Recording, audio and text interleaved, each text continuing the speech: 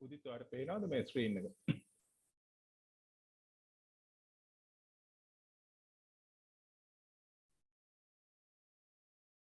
Can you hear me? ඇහෙනවද? ඔව් දැන් මේ ඇහෙන්නේ නැත්තම් කියන්න. පේනවද මේ මාකින් ස්කීම් එක? මේක තමයි මේ ග්‍රේඩින්ග්ස් යන්නේ මේ විදිහට. ඔයගොල්ලෝ දන්නවද මේක? මීට කලින් කවුරුහරි මේක පෙන්නලා තියෙනවද? ඩිස්කස් කරලා තියෙනවද ඔයගොල්ලොත් ඒක? කොහොමද ඔයගොල්ලන්ට ලකුණු හම්බෙන්නේ කියලා එක්සෑම් එකට?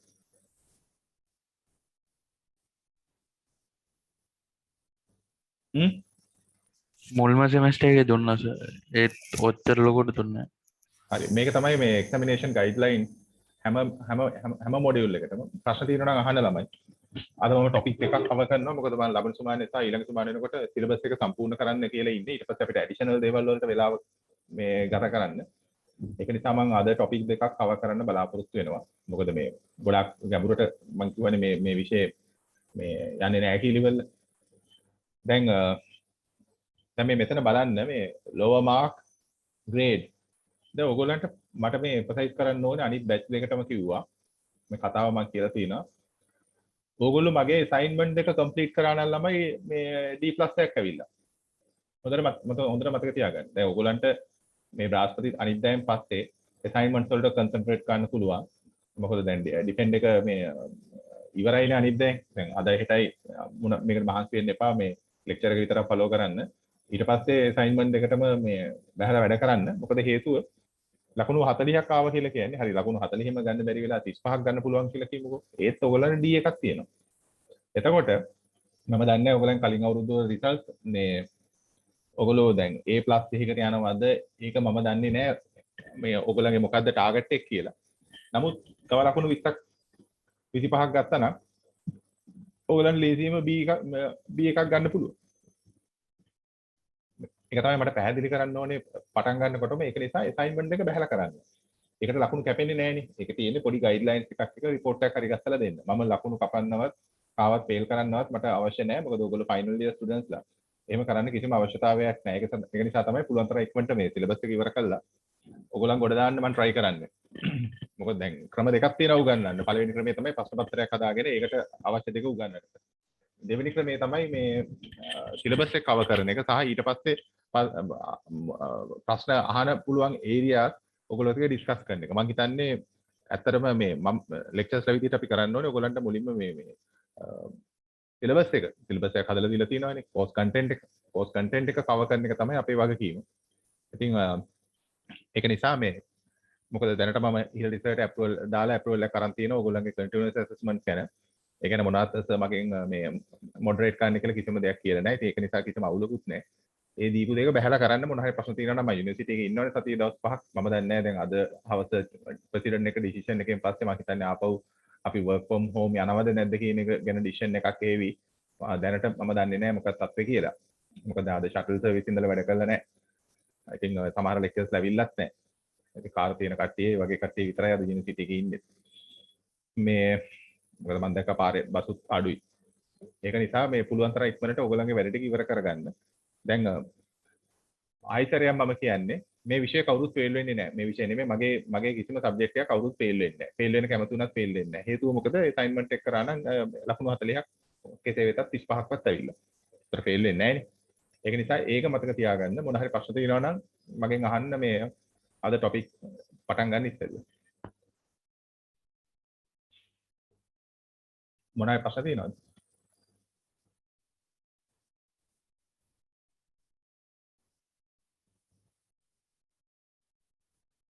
කාටවත් මොනවද ප්‍රශ්න නැද්ද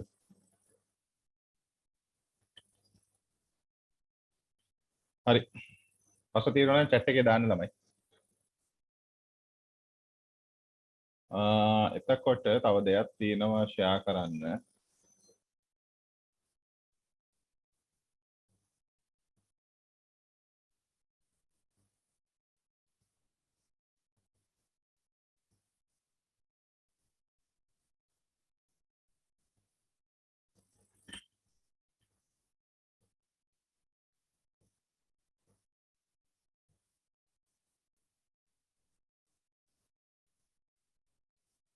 හරි දැන් කෝස් කන්ටෙන්ට් එකේ ටොපික් 12යි අපිට කවර් කරන්න තියෙන්නේ. එතකොට මේ ටොපික් 12න්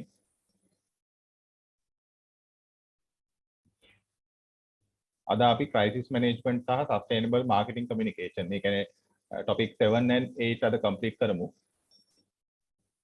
ඒ දෙක complete කළාට පස්සේ ඊට පස්සේ ඉතුරු වෙන්නේ sustainable channel network, ඊට පස්සේ social marketing, ඊට පස්සේ corporate social responsibility. ඔය තුන විතරයි. මම corporate social responsibility වලින් ඔයගලන්ට ප්‍රශ්නයක් හදලා තියෙනවා.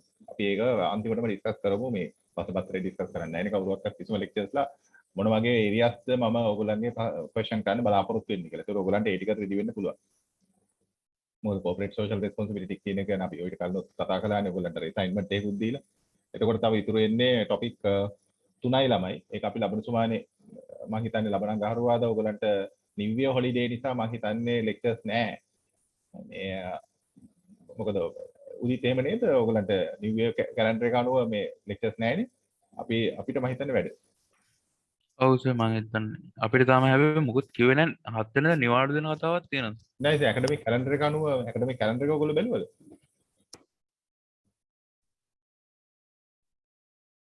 ළමයි මේ දේවල් ඔයගොල්ලෝගේ ඔළුවේ තියෙන්න ඕනේ. academic calendar එක බැලුවද ඔයගොල්ලෝ?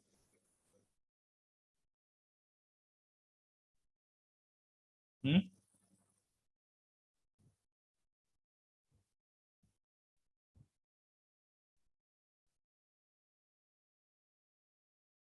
ඔව් sorry topic 4ක් තියෙනවා. ඒක තමයි. ඔයගොල්ලෝ academic calendar එක share කරන්න.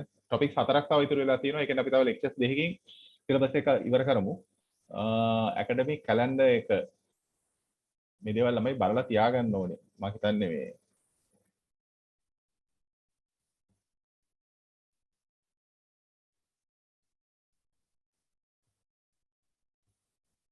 අද මොකද පැකින් හරියටම ලෙක්චර් එක නවත්තන්න ඕනේ. මොකද අනිත් සර්ට මේ ඕගලන්ට එක ඩිස්කස් කරන්න ඉඩ දෙන්න. මේක ටක් ගාලා ඉවර කළා. දමිත්සා එකක් අරගත්තා සර්. ඔව් ඔව් දැන් එකක් යනවා. ඔව් මට එහා පැත්තේ රූම් එකේ ඉන්නේ. මේ දැන් ඇකඩමික් කැලෙන්ඩර් එක මේ උදිත් මේ තියෙන. දැන් එතකොට අපි සෙමෙස්ටර් එක පටන් ගත්තා පෙබරවාරි 7. සති 15කට. සති 15ම ලෙක්චර්ස් එන්නේ නෑනේ. මොකද සති 15 හදලා තියෙන්නේ මේවා කන්සිඩර් කරන්නේ නැතුවනේ මම හිතන්නේ. එතකොට මේ තියෙන්නේ මේ නිව් ඉයර් වැකේෂන් එක තියෙනවා ඕගොල්ලන්ට. අපිට තාම කන්ෆර්ම් කරලා නැහැ. අප්‍රේල් 11 ඉඳලා 14 වෙනකම්. ඒකට ඒ සුමානේ නිවාඩු. එතකොට ඒක නිසා මේ ඒකේ නිවාඩු දවස්වල ලෙක්චර්ස් කරන්නේ නැහැ, කරන්න එපා කියලා අපිට කියලා තියෙනවා. එතකොට සෙමෙස්ටර් එක ඉවර වෙනවා මයි 27. දැන් එතකොට අපි ඒකෙනුත් මයි 20 ඉඳලා 27 වෙනකම් දාගෙන තියෙනවා ප්‍රසන්ටේෂන්. ඕගොල්ලන්ගේ මේ ඉන්ඩිවිජුවල් නේ ගෲප් ප්‍රසන්ටේෂන්ස් ටික. බැච් තුනේම. ඕගොල්ලන්ගේ විතරක් නෙමෙයි. එතකොට ඔක්කොම මම ඉවර කරන්න ඕනේ සියලුම වැඩ ටික මයි 27 වෙනකොට. ඒක නිසා තමයි මම පුළුවන් තරම් ඉක්මනට මේ මගේ පාර්ට් එක ඉවර කරන්න බලන්නේ. එතකොට ඕගොල්ලන්ට ස්ටඩි ලීව් තියෙනවා මේ කැලෙන්ඩර් එක මම හිතන්නේ වෙනස් වෙන්නේ නැහැ. මයි 28 ඉඳලා ජූනි 5 වෙනකම්. ඒතර එක්සෑම්ස් පටන් ගන්නවා ජූනි 6 ඉඳලා ජූනි 24 වෙනකම්.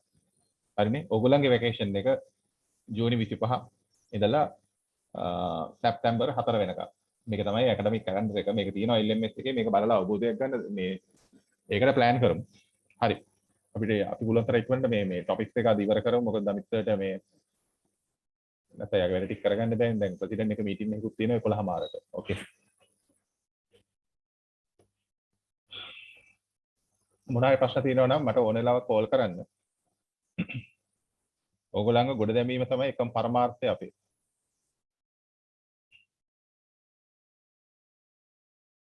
හරි.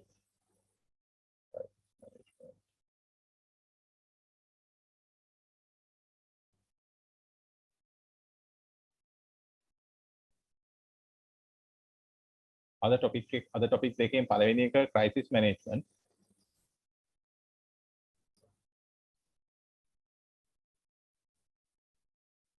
Okay. crisis management එක යටතේ crisis management, crisis communication, risk management, reputation, brand value, impact of consumering and why we buy, lifestyle impact, reducing the impact, storytelling. එතකොට ඒ ටොපික්ස් පහ තමයි අද මේ පළවෙනි එකේ ඩිස්කස් කරන්න තියෙන්නේ. crisis management කියලා කියන්නේ crisis management is the application of strategies designed to help an organization deal with a sudden and significant negative event. A crisis can occur as a result of unpredictable event or an unforeseeable consequence of some event that had been considered as a potential risk. ළමයි ඔයගොල්ලන්ගේ මේ subject එක තනිකර theory subject එක. මේකේ මේ මොනවාද ගණන් හැදුවේ කිසිම දෙයක් නැහැ. ඒක නිසා මේ සමහර දේවල් මම ඔයගොල්ලන්ට අන්තිමටම කියන්නම් මේ දේවල් කටපාඩම් කරන්න හෝ ඔළුවේ තියාගන්න කියලා. එතකොට මේ දේවල් ලැහැත්ති වුණාම ඇති දැනට මේ තියෙන ප්‍රසන්ටේෂන් එක ඔයගොල්ලන්ට දාලා තියෙනවා. ඒක පොඩ්ඩක් ඔළුවට ගන්න. අපි අන්තිම සුමානවල පුළුවන් තරම් YouTube වලින් මේ ඩිස්කස් කරලා තියෙන ලෝකේ තියෙන හොඳම මේ ලෙක්චර්ස්ලා මොනවද කරලා තියෙන්නේ කියලා ඉවරලා බලමු. දෙවෙනි එක crisis communication කියන එක. Crisis communication can be defined broadly as a collection, processing and dissemination of information required to address the crisis situation. It is a dialogue between the organization and its public. Public කියන එකේ plural එකක් තියෙනවා. Prior to, during and after the negative occurrence. ඒක තමයි crisis communication කියලා කියන්නේ. මම හිතන්නේ ඔයගොල්ලෝ මීට කලින් management subject ඉගෙනගෙන තියෙනවා නම් ඒකම තමයි මෙතන මේ පැහැදිලි කරලා තියෙන්නේ crisis communication කියන එක. ඊට පස්සේ crisis management. Crisis management is the application of strategies designed to help an organization deal with a sudden and significant negative event. The crisis can occur as a result of an unpredictable event or an unforeseeable consequence of some of the event that had been considered as a potential risk for the crisis management. Sorry, opposite slide. Sorry. Risk management. Risk management is the process of identifying, assessing, and controlling threats to an organization's capital and earnings. These risks stem from a variety of sources, including financial uncertainties, legal liabilities, technology issues, strategic management errors, accidents, and natural disasters. ඒක තමයි risk management කියලා කියන්නේ. ඊට පස්සේ reputation, brand value. Your brand's reputation is more important now than ever. Maintenance of positive brand reputation increases customer loyalty, builds confidence in the market, and helps position you as a leader in your space. With strategic brand reputation management tactics, you can easily improve your reputation. ඔයගොල්ලෝ ලංකාවේ brands පැත්තකින් එහෙම ඔයගොල්ලෝ දන්නවා සිද්ධාලේප. සිද්ධාලේප කියලා කිව්වහම ලංකාවේ හොඳ powerful brand එකක්. ඊට පස්සේ ජිනසේන වතුර මෝටර දැන් නම් Solex වලට තැන ඇවිල්ලා තියෙනවා. මේ අද උදේ ඔය ගැන මමත් මේ කවුද අපේ ලෙස්ලි සර් උත් කතා කළා. මේ ඒකට මේ reputation of brand value කියලා කියන්නේ මිනිස්සු අතර ඒ brand එක ඇඩ්වර්ටයිස් කළත් නැතත් මිනිස්සුගේ තියෙනවා. දැන් ඕදිරිස් ගත්තතින් එහෙම හිරමන පිහි ඕදිරිස් හිරමන තමයි ඕනම ගේක මම හිතන්නේ තාමත් තියෙන්නේ. ඒ වගේ අර ඒවා මිනිස්සුන්ගේ අර අපි කියන්නේ ඇටමස් නහර වලට කිදා බහැපු මේ brand මිනිස්සු ඒකම තමයි හොයන්නේ. ඒක නිසා තමයි කියන්නේ මේක පැහැදිලි කරලා තියෙන්නේ with strategic brand reputation management tactics you can easily improve your reputation කියලා. ඒකට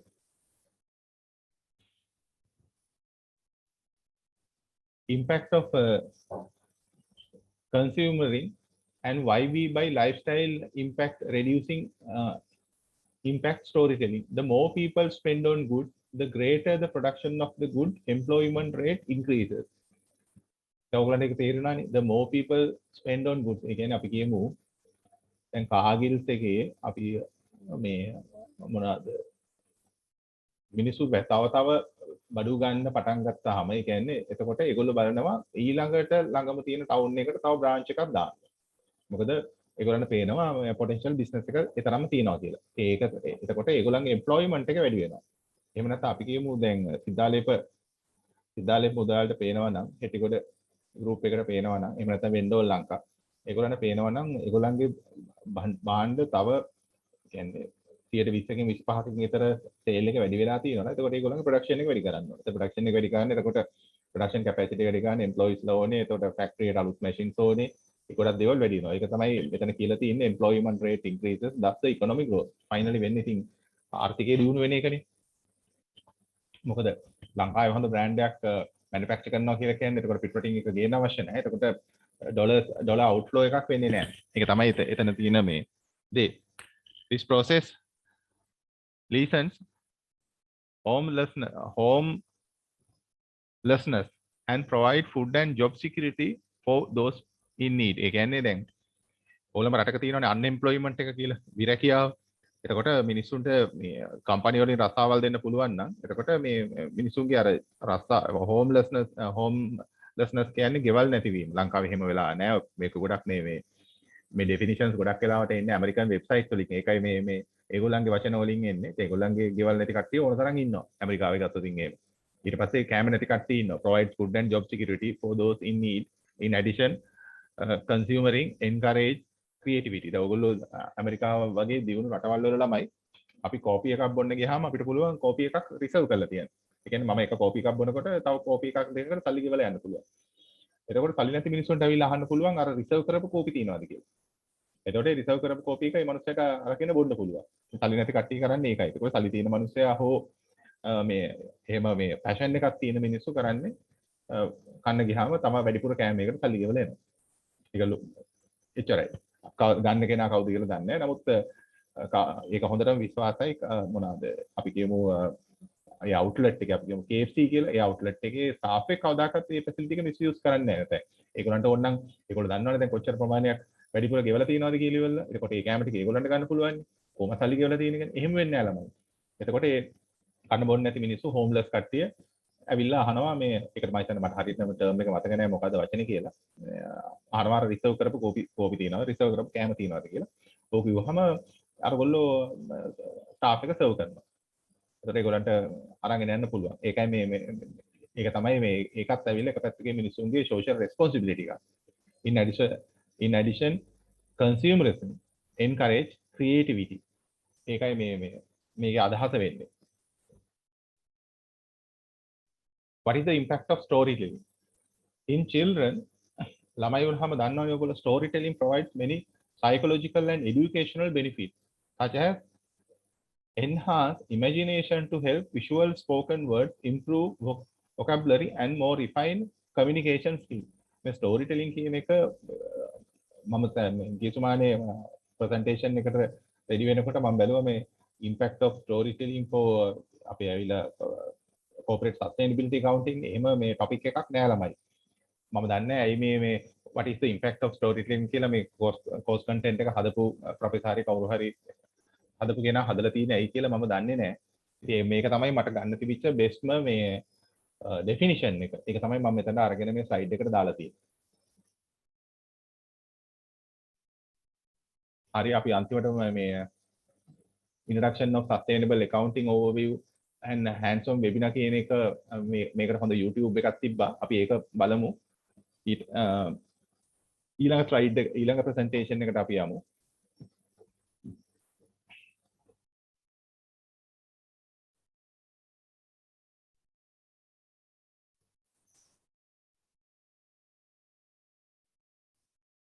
sorry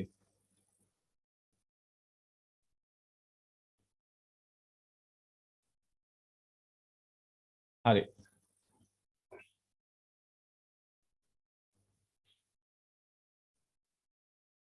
sustainable marketing communication මේක 8 වෙනි topic එක. ඒකට අපිට තව topic 4යි ඉතුරු වෙන්නේ.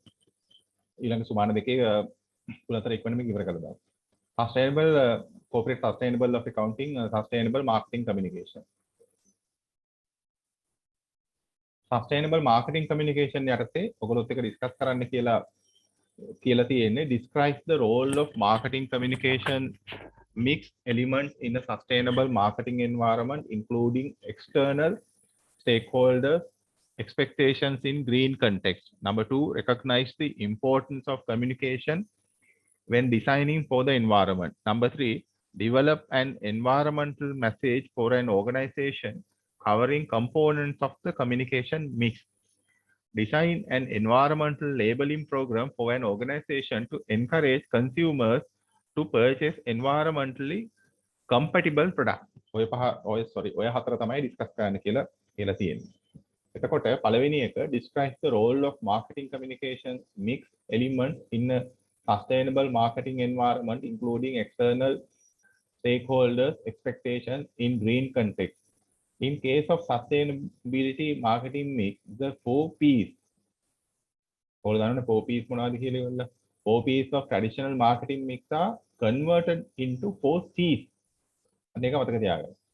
4 P's කියන එක 4 C's වෙනවා, which are consumer oriented and incorporate sustainability criteria into the marketing strategy of the firm. These 4 C's are consumer solutions, customer cost, communication and convince. දවල්වලට පේනවා ඇති මේ within bracket මේ P10 Bells 2010 කියලා කියන්නේ මේ in-text citation. දවල්වලක dissertation එක කරන්න ඒක මම ගත තැන තමයි ඔය copy කරලා අරන් තියෙන්නේ. P10 Bells 2010 කිව්ව දෙයක්. එතකොට එයාට ක්‍රෙඩිට් එක දෙන්න තමයි දැන් මොකද සමහර වෙබ්සයිට්ස් වලින් ගත්තාම ඒවා ඕත හොයන්න බෑ. ඔය ලියවිලා තියෙනවා කොහෙන් හරි. ඊට මේක මේ කියලා තියෙනවා Petty and Bells 2010 කිව්වා කියලා. ඒකට එයාට ක්‍රෙඩිට් එක දෙන්න තමයි in-text citation කියන්නේ. ඕගොල්ලන්ට දැන් ඔය dissertation එකට උගන්වනවා in-text citation දෙන විදිය. Harvard standing වලින් Harvard standard නේ ඕගොල්ලෝ කරන්නේ. ඒතර policies are customer solution, customer cost, communication and convenience. හරිනේ. ඒක මතක තියාගන්න. මම කියන්නම් අපි මේක මේ question area එකට ගන්නවද නැද්ද කියලා ඊළඟට අපි discuss කරමු. Recognize the importance of communication when designing for the environment. In environmental affairs, communication guides our understanding of the issues, the problems that underlie them, the people and organizations involved, the possible approaches that can take potential futures, and most importantly, the natural world step itself. මේවා ළමයි ගොඩක් definitions ලියවිලා තියෙන ඔයගලන්ට සමහරවිට මේ කිව්වට තේරෙන්නේ නැතුව ඇති. ඒකට ගණන් ගන්න එපා. දෙතුන් සැරයක් කියවලා බලන්න. Develop an environmental message from an organization covering components of the communication mix. එතකොට within the communication mix there are usually said to be 5 elements. පළවෙනි එක advertising, දෙවෙනි එක direct marketing, තුන්වෙනි එක personal selling, public relations, number 5 sales promotion. Within advertising, direct marketing, personal selling, public relation, event sponsorship, sales promotion, marketing communication mix එක ඔය විදිහටයි තියෙන්නේ. Right. Design an environmental labeling program for an organization to encourage consumers to purchase environmental compatible products. The ISO has undertaken efforts to attempt to standardize the principles, practices, and key characteristics relating to 3 major voluntary environmental labeling types. Type 1, environmental labeling, eco-label. Type 2, self-declaration claim. And type 3, environmental declaration. මම දන්නේ ලංකාවේ කොච්චර දුරට මේවා කරනවද කියලා. මේ ගොඩක් මේ ඉන්ෆර්මේෂන් මම සර්ච් කරලා තියෙන්නේ මේ පිටරටවල වල වෙබ්සයිට් වල. දැන් මේ environmental labeling කියන්නේ eco label මම දන්නේ මොකද්ද මම හිතන්නේ මේ හරියට මට ඒක අවබෝධයක් නැහැ මේ මොකද්ද මේ eco labels කියලා කියන්නේ කියලා. මම දන්නේ නැහැ අත්‍තරම මොකද්ද කියලා. මොකද අපි ලංකාවේ මේ තත්ත්වේ නැහැනේ. තාම අපි ලංකාව මේකට හුරු වෙගෙන එනවනේ. හරි. අපි දැන් මෙහෙම කරමු.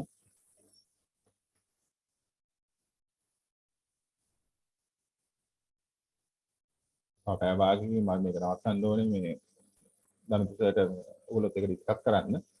ඒක නිසා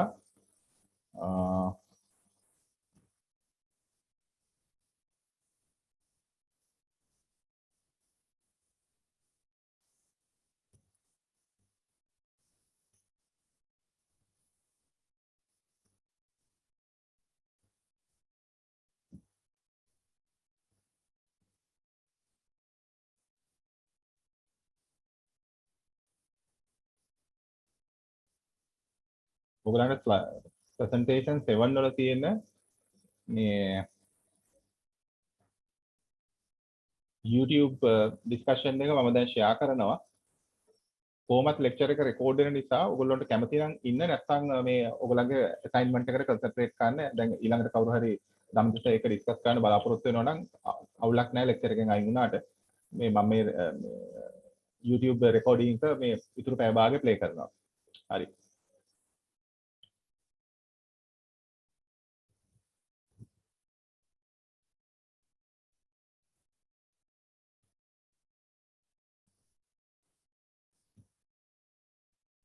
It's a pleasure to be here, and I can see the email addresses of the folks over on the side here. I can see someone from UW, and I can see some University of Washington, sorry, and from Deloitte. Always good to have some of those folks around. And I'll be happy to follow up in the future to learn more about you, because we have a small group, and that means that I can be helpful to all of you after this is over. This is the beginning of a 2-hour class, and we're going to have a 5-minute break at 1 hour, so we can all get up and stretch and do those things. It's a real pleasure for me to be back here, because I did my first class on this topic. Back then we called it Environmental Management Accounting, for the Washington Society of CPAs in 1993. So that's dating me, isn't it? And as you'll see as we go through this, there's a long history to how we got here. And my goal overall in presenting this material is to first of all, to make sustainability real and useful as a concept, instead of a vague, emotional, ethical cloud of confusion, which is how it is to most people. We're going to nail it down really tight in this show. I want you to be able, after this show, to know that you can talk to anybody from any industry sector, and then once you know where they're coming from, you can find the sustainability solutions that'll make them increase their performance and reduce their risk and make more money. And we've got the evidence to prove it, but importantly, you're going to be able to do that with pretty much any industry you run into, which is very neat. So moving ahead then. So my background very quickly, I got my undergraduate degree in Harvard in 1983. I got a double master's from the University of Washington, both in business administration and environmental studies. And that made me very interesting to our State Department of Ecology, which had a new program back then to help businesses reduce the pollution they're creating by improving their management and their and the technology they're using. And at the time they had that program, I was the only person they could find that had both an MBA and a master's in environmental science. So I got to take on 112 companies to help them prepare 5-year plans here in Seattle to reduce waste and be more sustainable. That got the attention later on of the UN and the World Bank and others, and I ended up getting hired to move to Asia, where I worked all around Asia and became a professor at the Asian Institute of Management, where I taught operations management and accounting and environmental management. I got invited after that to move to Peru, where I taught the same thing at the Universidad del Pacífico, where I was a professor in the accounting department and also a consultant to a lot of the companies in the region. I got tired of giving people advice that they didn't follow back in the day. So I got into into river turbines, renewable energy, and launched some companies. So I started becoming an accountant with my own business. And after that, recently I decided to try getting back into this topic, which I love, because there's been so much new development about it in the last number of years that it's really become a fantastic opportunity. And so I've started a new company called Sustainability CPE. Maybe some of you came that way. We're developing more courses, partnered with the CPA Society, kind of branding this as Made in Washington, because there's so many great people to work with here.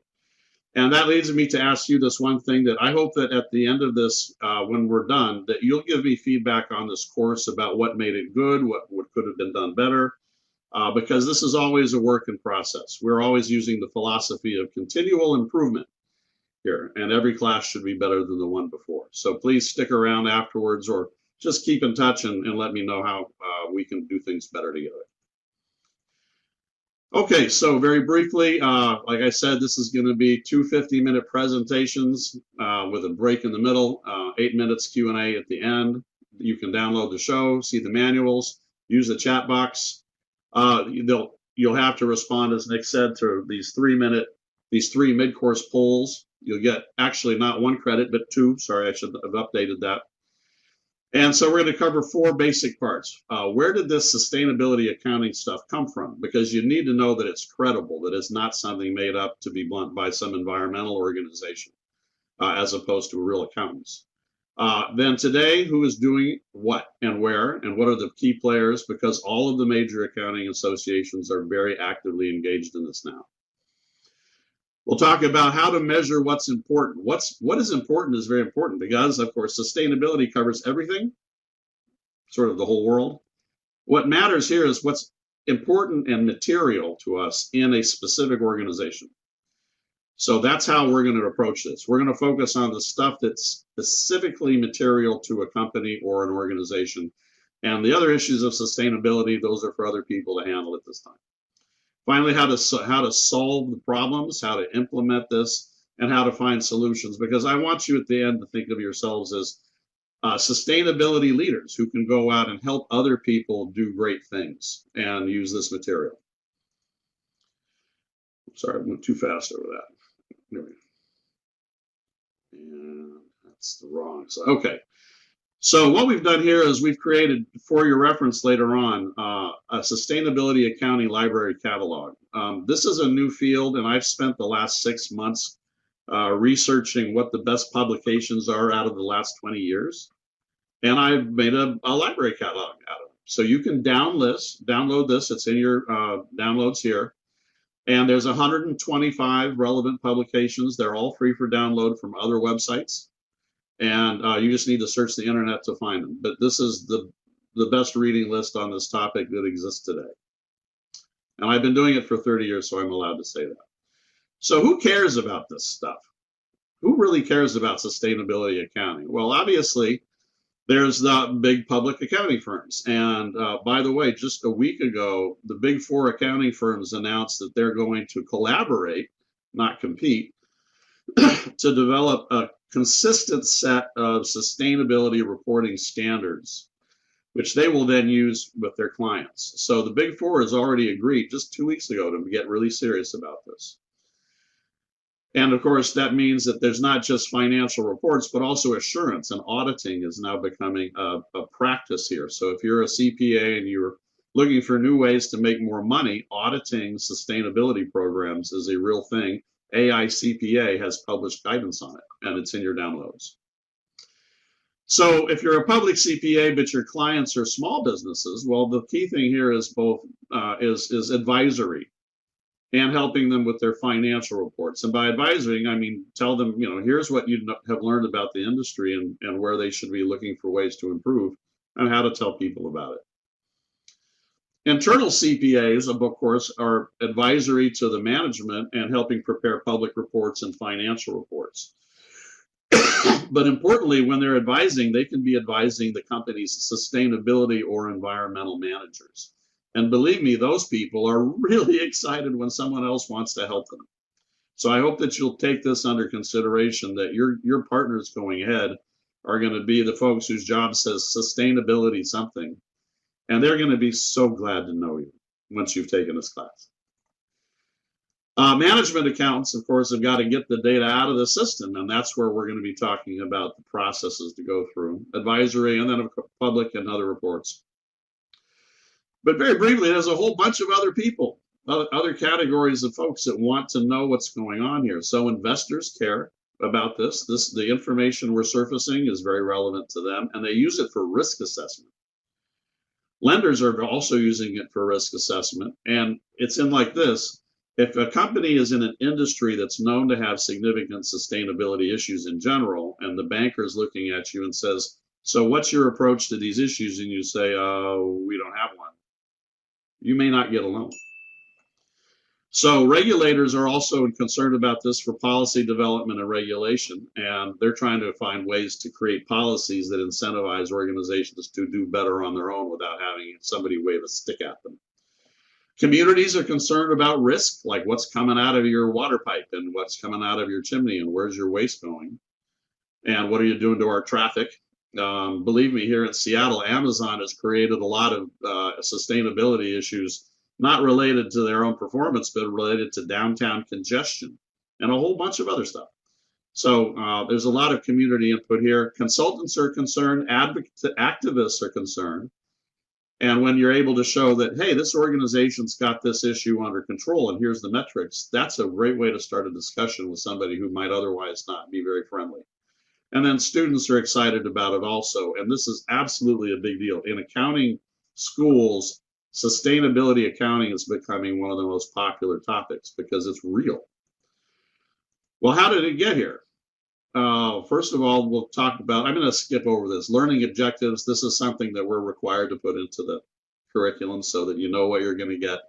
And it's too much to explain in the context here, but we're going to cover the why it exists, the what is it, and then how to do it. And you can go back later on to this slide and ask yourself, okay, here's these checklists. Do I vaguely understand what Bert was talking about? And if it's not clear, I can go back and look it up in the download of the PDF. So let's talk on a bigger level. What does sustainability mean for everybody in the world? This has been a horrible, well, very difficult discussion to have for decades. About 15 years ago, the United Nations decided to try to resolve this, to say, what does sustainability mean? What are our goals here? And they came up with this, the 17 Sustainable Development Goals that are now recognized around the world as what are the areas that are most important for us to focus on so we can survive the future. There's 17 of them covering things such as quality education, clean energy, life below water, which is fish and corals, and responsible consumption and production, clean water and sanitation. And what's interesting to me is that every single person that I show this to has one of the or two of these things that's really important to them personally. For me, for example, clean energy is absolutely a big thing for me. And so is life below water, because I was raised by marine biologists and I'm very fond of the ocean. And other ones are not as important to me because I'm just not actively involved with it. For example, I don't work in the clean water area, but I want clean water. Just the same way, organizations will find some of these goals are directly relevant to them and more so than others. And that's what we're talking about, is to measure the things that matter.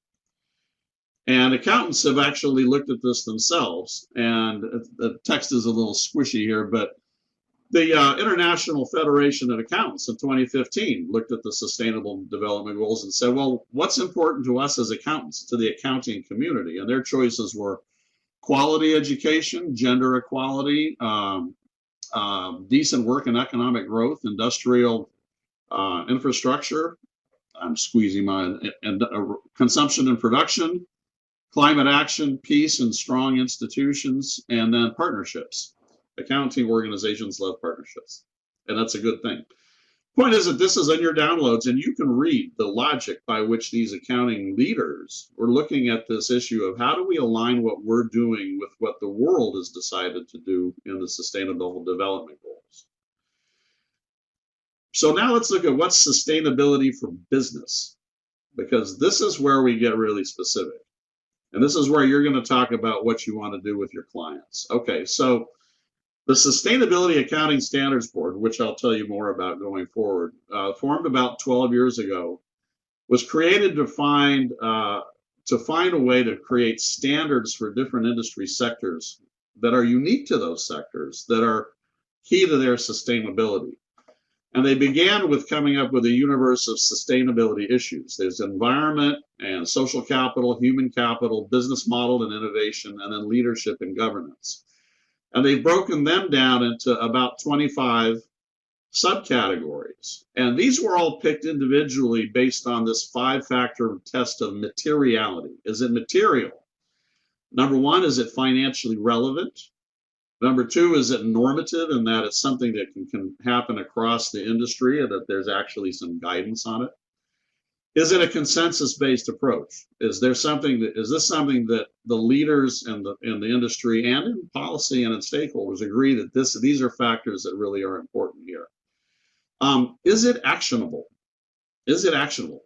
Can you actually do something significant with it? Because, for example, one of our problems here in Seattle is that the traffic is terrible and it affects employee performance and motivation and productivity, but there's not a damn thing any one company can do about it. And so it's, I'm not going to put my sustainability program into gear trying to change the congestion on the freeway. It won't work. And finally, is it open to innovation? Are there opportunities with these factors to really make an improvement that results in increased profit and reduced risk? So as we go forward, we'll be thinking about this is the sort of the shopping list and checklist to begin with when we look at a company or any organization, it could be a city, for example, and say, what are the factors here that really are important that we want to be measuring and accounting for?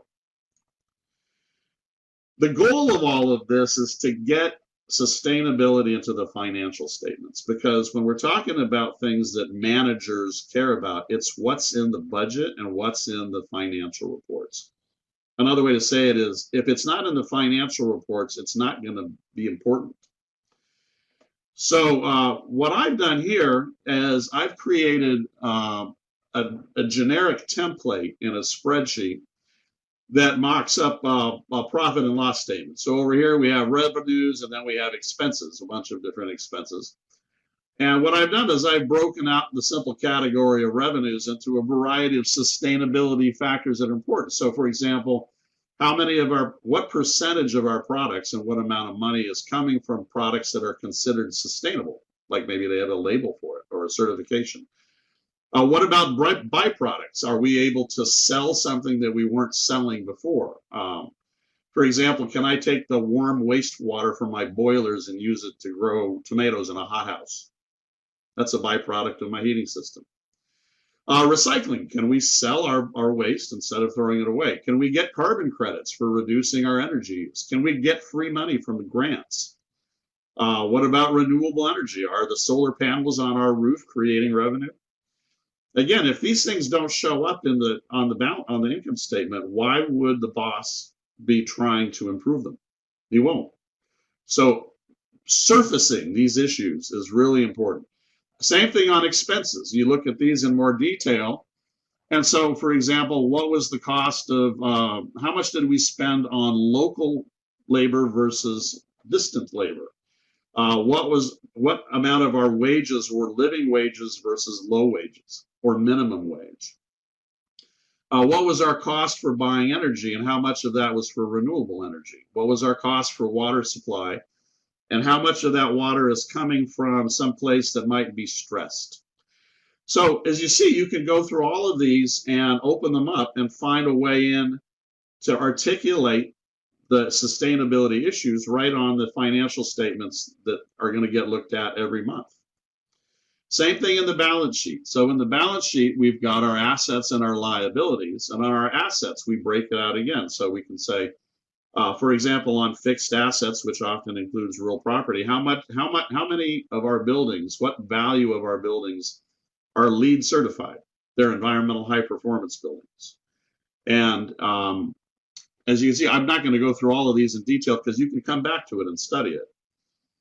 And again, on liabilities, here's some interesting angles. For example, how much money do we owe to banks that have sustainability policies themselves so that they care about our efforts? How much short-term liability do we have to local providers versus people out of state? How much of our money is recirculating inside our communities versus shipped out to somewhere else?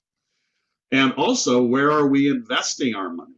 Because our treasury account, of course, needs to be invested. Is the money being invested in a sustainable, risk-adjusted manner? Again, this is the stuff that the bosses and the board of governors or board of directors looks at every month or every quarter.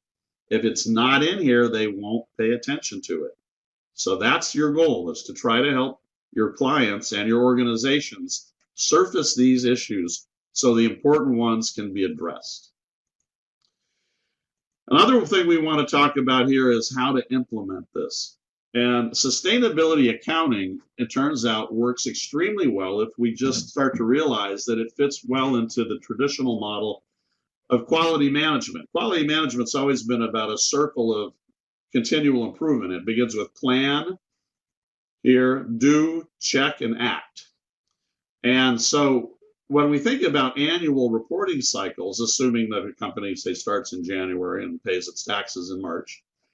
So in January and February, the company's done with its annual costing, and now the taxes and the annual reports are being prepared and submitted in March, typically by March 15th or April 15th, rather. And so if we look at that, we can say, well, this is the planning phase for the coming year. And this is where we can start looking into the guidance that's already published on sustainability and educate everybody, the leadership, the team, and start reaching out to stakeholders as well to find out what it is they care about. Then moving into the do part of it takes us into the bulk of the year where we're looking at these different issues and saying, okay, where do we have exposure in these areas, and to start identifying the costs, identifying the metrics, because the metrics also need to be normalized. Of course, you need to know about percentages and change over time to realize what's the context of a metric. And then you can start thinking about the improvement options, which leads to eventually preparing a sustainability report draft. And it says, here are the things we found, and here are the things we can do. The next step is check. Okay, and that's assurance. And that's where you might say, okay, well, let's go back and audit all this stuff, make sure it's real.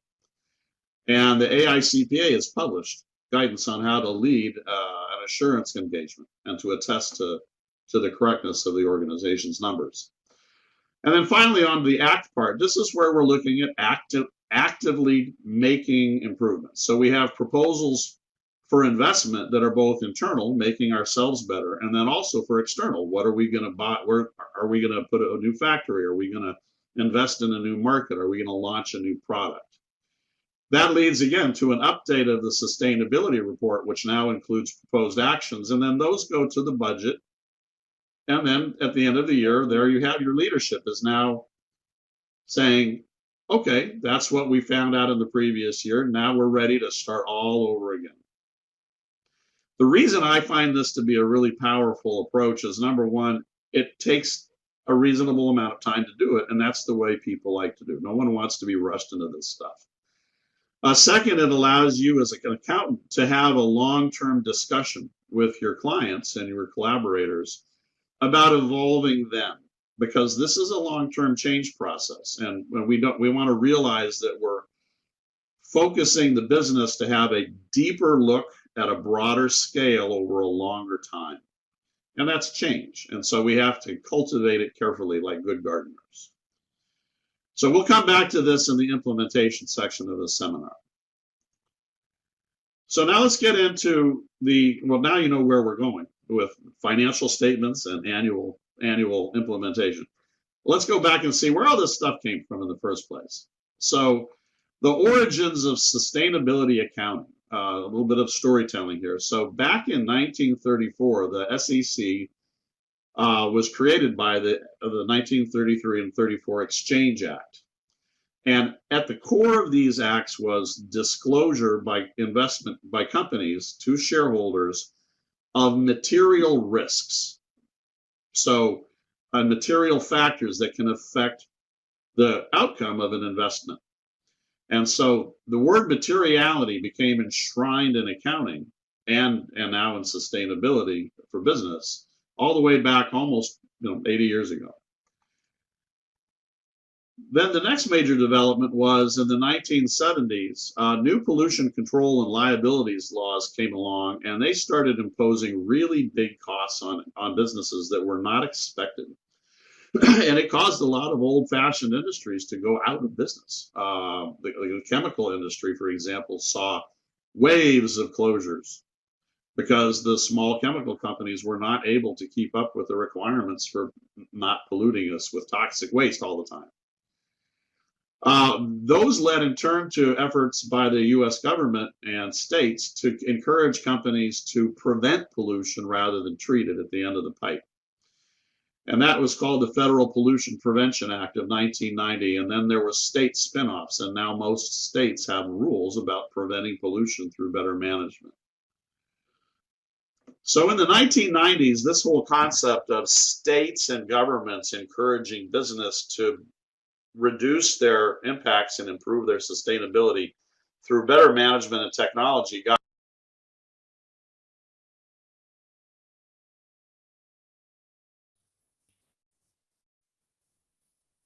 තමයි ඔයගොල්ලෝ ගාව මේ link එක තියෙනවනේ ඔයගොල්ලෝ මේක බලන්න. මේ වීඩියෝ එක බලන්න. මොකද ඔයගොල්ලන්ට මම දැන් ලෙක්චර් එක නවත්තනවා. දවිත්වයට ඔයගොල්ලෝ ටික ඩිස්කස් කරන්න තියෙනවා. අනිත් එක අනිද්දා ඔයගොල්ලන්ගේ ඩෙසර්ටේෂන් ඩිෆෙන්ඩ් එක තියෙනවානේ. ඒක නිසා අපි ලබන සුමානේ ලෙක්චර්ස් තිබ්බොති මේ අපේ ඩෙකරන්ට් එක අනුව මම හිතන්නේ තියෙන එකක් නෑ. මම කල්ලාතු දැනුම් දෙන්නම් ඒක. එහෙම නැත්නම් අපි අලුත් අවුරුද්දෙන් පස්සේ හම්බෙමු. මොනවා ප්‍රශ්න තියෙනවා නම් මාත් එක්ක කතා කරන්න. කොහොමත් අපි දැන් අනිද්දා මේ හම්බ වෙනවා යුනිවර්සිටි එකේදී. හරි එහෙමනම්. Okay. Have a nice day.